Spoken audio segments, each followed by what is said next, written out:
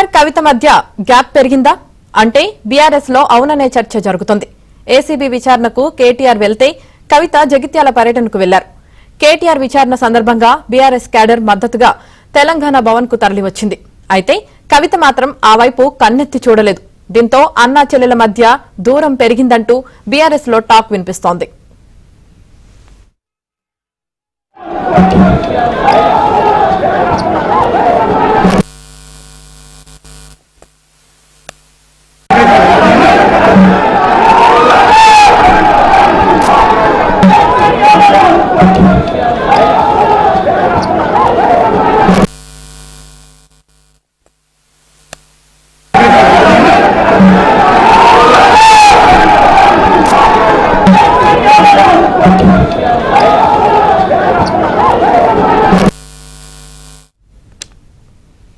ఇక ఏసీబీ కార్యాలయం నుంచి మరింత సమాచారం మా ప్రతినిధి శశి అందిస్తారు లైవ్ లో. శశి,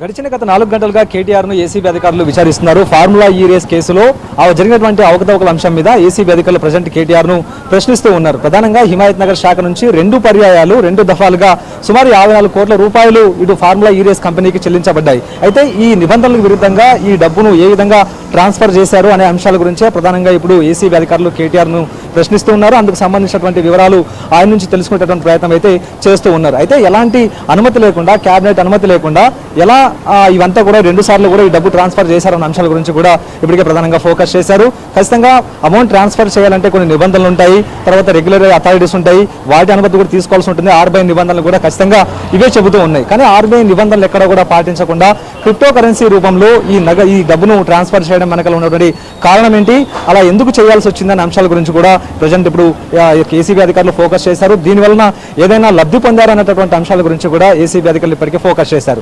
ఇదే కాకుండా ఫార్ములా ఈ రేస్ నిర్వహణకు సంబంధించి ఏస్ నెక్స్ట్ జన్ తో ఒప్పందం ఉంది. ప్రధానంగా ఫార్ములా ఈ రేస్ తో పాటు ఏస్ నెక్స్ట్ అలాగే హెచ్ఎండి ఈ 3 కూడా త్రైపాక్షిక ఒప్పందాన్ని ఏర్పరచుకుని ఈ త్రైపాక్షిక ఒప్పందం ద్వారానే ఈ ఫార్ములా ఈ రేస్ నిర్వహించాలంటూ కూడా భావించాయి. అందుకు అనుగుణంగానే మొదటి ఈవెంట్ కూడా సక్సెస్ఫుల్ గా పూర్తి చేసిన తర్వాత రెండో ఈవెంట్ జరగాల్సి ఉన్నటువంటి సమయంలోనే ఏస్ నెక్స్ట్ జన్ ఈ ఒప్పందం నుంచి వైదొలిగింది. అయితే ఏస్ నెక్స్ట్ జన్ ఒప్పందం నుంచి వైదొలిగిన తర్వాత ఈ నిర్వహణకు సంబంధించినటువంటి బాధ్యతలన్నీ కూడా హెచ్ఎండిఏనే చూసుకుంది. అయితే ఈ ఏస్ నెక్స్ట్ జన్ ఎందుకు ఒప్పందం నుంచి వైదొలిగింది, అసలు సుమారుగా ఈ యొక్క ఫార్ములా ఈ రేస్ నిర్వహణకు సంబంధించి కేవలం 4 నెలల ముందు మాత్రమే పుట్టుకొచ్చినటువంటి ఈ ఏస్ నెక్స్ట్ జన్ అనేటువంటి కంపెనీకి ఈ మొత్తం ఫార్ములా ఈ రేస్ కు సంబంధించినటువంటి వ్యవహారాలు లేకపోతే ఈ నిర్వహణ ఎందుకు ఇవ్వాల్సి వచ్చింది, వారికి ఎందుకు ఇదంతా కూడా కట్టబెట్టాల్సి వచ్చింది అనేటటువంటి అంశాల గురించి కూడా ఇప్పుడు ఏసీబీ అధికారులు ఫోకస్ చేశారు.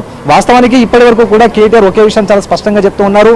ఫార్ములా ఈ రేస్ ద్వారా హైదరాబాద్ బ్రాండ్ ఇమేజ్ పెరిగిందంటూ కూడా ఆయన చెప్పుకుంటూ వస్తూ ఉన్నారు. ఒకవేళ హైదరాబాద్ బ్రాండ్ ఇమేజ్ పెంచేటటువంటి ఉద్దేశంలో భాగంగానే ఈ ఫార్ములా ఈ రేస్ నిర్వహించి ఉంటే కనుక అయితే కేవలం ఫార్ములా ఈ రేస్ జరగడానికి 4 నెలల ముందే మాత్రమే పుట్టుకొచ్చినటువంటి ఏస్ నెక్స్ట్ జన్ కు ఎందుకు ఈ ఒప్పందాన్ని ఇవ్వాల్సి వచ్చింది, ఎందుకు ఎక్కడా కూడా అనుభవం లేనటువంటి సంస్థకు ఈ నిర్వహణ బాధ్యతలు ఏ విధంగా అప్పగించారు అంటూ కూడా ఇప్పటికే ఏసీబీ అధికారులు ప్రశ్నిస్తూ ఉన్నారు. ఒకవేళ హైదరాబాద్ కు సంబంధించిన బ్రాండ్ ఇమేజ్ ని పెంచే విధంగా అయితే చాలా కంపెనీలు ఇప్పటికే అనుభవం కలిగినటువంటి కంపెనీలు చాలా ఉన్నాయి. సో అలాంటి కంపెనీలకు ఇవ్వకుండా ఇలాంటి చిన్న స్థాయి కంపెనీకి ఇవ్వాల్సినటువంటి అవసరం ఏంటనే అంశాల గురించి కూడా ఏసీబీ అధికారులు ఇప్పుడు ఫోకస్ చేస్తూ ఉన్నారు. ఇందులో ఏదైనా కిడ్ ఫ్లోకి ఏదైనా జరిగిందా అనేటటువంటి అనుమానాలను కూడా ఏసీబీ అధికారులు వ్యక్తం చేస్తూ ఉన్నారు. కాబట్టి అందుకు అనుగుణంగానే కేటీఆర్ నుంచి తగిన సమాచారాన్ని సేకరించేటటువంటి ప్రయత్నం చేస్తూ ఉన్నారు. ఈ ఫార్ములా ఈ రేస్ కు సంబంధించినటువంటి అంశంలో ఏస్ నెక్స్ట్ జన్ కీలకంగా ఉండి బీఆర్ఎస్ నుంచి సుమారు 49 కోట్ల రూపాయల వరకు కూడా ఎలక్ట్రల్ బాండ్లు కొనుగోలు చేసింది. ప్రతిసారి కూడా 1 కోటి రూపాయలు చొప్పున ఇలా 49 సార్లు ఎలక్ట్రల్ బాండ్స్ కింద ఎలక్ట్రల్ బాండ్ కొనుగోలు చేసిన నేపథ్యం ఉంది. కాబట్టి ఇటు బీఆర్ఎస్ పార్టీకి ఆ తర్వాత ఏస్ నెక్స్ట్ జన్ సంస్థకు ఉన్నటువంటి మధ్య సంబంధాలు కావచ్చు, ఇవన్నీ అంశాల గురించి కూడా కేటీఆర్ నుంచి ఇప్పటికే సమాచారం సేకరించేటటువంటి ప్రయత్నం అయితే చేస్తూ ఉన్నారు. ప్రధానంగా ఏస్ నెక్స్ట్ జన్ కు ఈ యొక్క ఒప్పందం అంతా కూడా కట్టబెట్టడానికి గల కారణాలు ఏంటి, ప్రధానంగా ఏస్ నెక్స్ట్ జన్ ఎందుకు వైదొలిగింది అనేటటువంటి అంశాల మీదనే ఎక్కువగా ఫోకస్ చేసి అదే అంశాల మీద కేటీఆర్ ను ప్రశ్నిస్తూ ఉన్నారు. ఏస్ నెక్స్ట్ జన్ మొదటిసారి ఈ యొక్క రేస్ నిర్వహించినటువంటి సమయంలో ఇక వచ్చినటువంటి లాభాలు ఎంత, ఈ ఫార్ములా ఈ రేస్ కు సంబంధించినటువంటి వచ్చినటువంటి లాభాలు ఎంత అనేటటువంటి అంశాల గురించి కూడా ఇప్పటికే దృష్టి సారించడం జరిగింది. ప్రధానంగా ఏస్ నెక్స్ట్ జన్ కు వచ్చినటువంటి ఆదాయం మీద ఆ తర్వాత ఇప్పటి వరకు కూడా నిబంధనలు ఏమున్నాయి, త్రైపాక్షిక ఒప్పందం కుదుర్చుకునేటప్పుడు మధ్యలో ఏదైనా స్పాన్సర్ గా ఉండేటటువంటి సంస్థ వైదొలిగితే మాత్రం అందుకు సంబంధించినటువంటి నిబంధనలు ఏం చెప్తూ ఉన్నాయి, ఆ ఖర్చు అంతా కూడా ఎవరు భరించాలి అనేటటువంటి అంశాల గురించి కూడా నిబంధనలో ఏముంది అనేటటువంటి అంశాలను కూడా ఇప్పటికే చాలా క్లియర్ గా ఏసీబీ అధికారులు తెలుసుకునేటువంటి ప్రయత్నం అయితే చేస్తూ ఉన్నారు. సాయంత్రం వరకు కూడా ఏసీబీకి సంబంధించినటువంటి విచారణ కంటిన్యూ అయ్యేటటువంటి అవకాశం అయితే ఉంది. ఒక ఏసీబీకి సంబంధించిన విచారణ ఇటు కొనసాగుతుంటే బీఆర్ఎస్ నేతలు ఇటు ఏసీబీ ఆఫీస్ వైపు తరలి వచ్చేటువంటి ప్రయత్నం చేశారు. ముందస్తుగానే ఈ అంశాన్ని పసిగట్టినటువంటి పోలీసులు వారందరినీ కూడా ఎక్కడికక్కడ అడ్డుకున్నారు. ఆ తర్వాత వారందరినీ బలవంతంగా పోలీస్ స్టేషన్కి తరలించినటువంటి సందర్భం కూడా ఉంది. మరికొంతమంది ఇటు కేఫ్ వైపు తర్వాత ICCC వైపు వచ్చేటటువంటి ప్రయత్నం చేసినప్పుడు కూడా వారందరినీ కూడా ఇక్కడ నుంచి తరలించారు. కొంతమంది బొల్లారం పోలీస్ స్టేషన్ తరలించారు.